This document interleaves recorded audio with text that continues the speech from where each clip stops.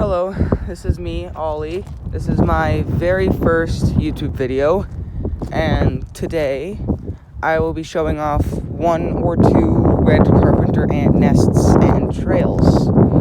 For those of you who don't know, the red carpenter ant is obviously a species of ant.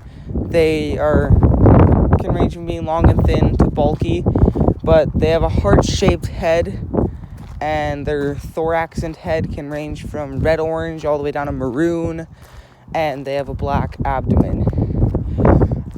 Commonly, they will build mounds out of small pieces of wood, dead grass, pine needles.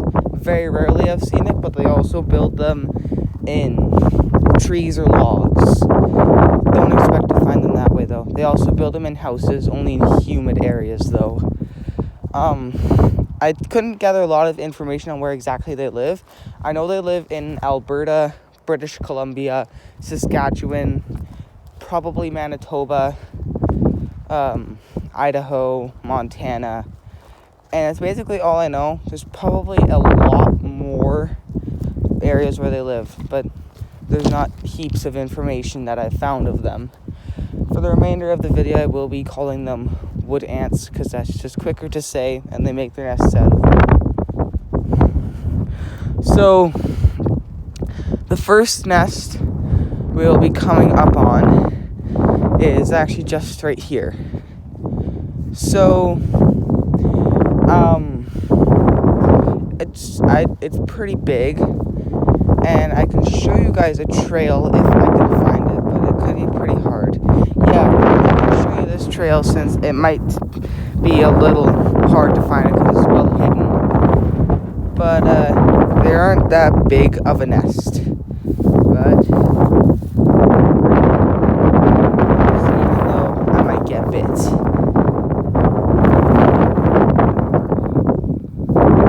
See them?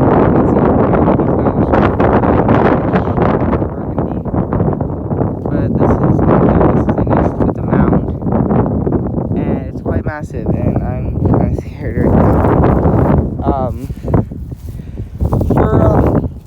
If you are concerned if they sting, not just the red carpenter ant, but any carpenter ant does not have a stinger, but they do bite. The bite doesn't hurt, it just kind of itches, unless it gets in like your foreskin or something.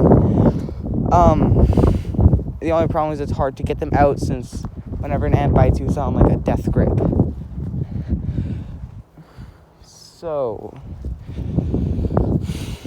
some other information about them would be that their habitats could be in a field like this, the suburbs, near a tree, in a mountainous or a forest area. Typically, though, I've seen them more in areas with pine trees than places with trees that have leaves. I don't know why they have a fondness to them. You'll still find them there. Also, they can early nests, or nests that have been destroyed by me or other kids, will be holes sometimes. They can also be flat if they've just started. And they can also be mounds. Typically, it takes a year or two for them to be mounds, though. It is taking a little while to get to the nest.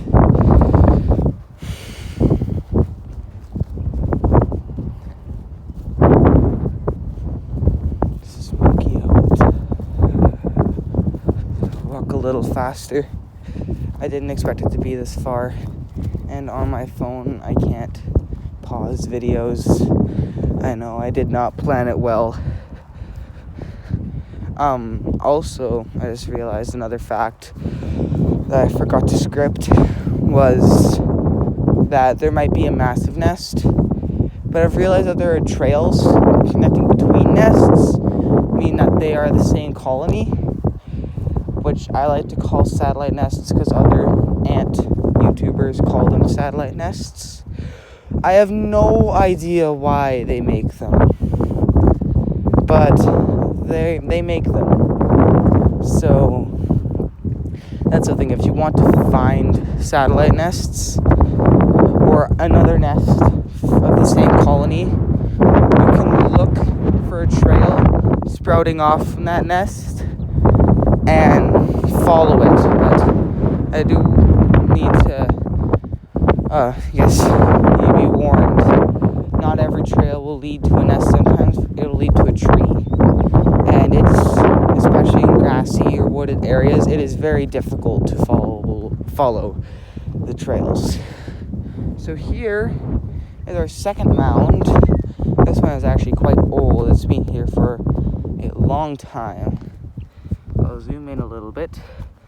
And this is as close as I dare get. You can see them all moving on it. Zoom in a little more. Oh, there's a guy. Yeah, they're quite bulky. They're also maroon. It's weird. I've noticed in prairie areas, it seems that they're maroon-ish and bulky.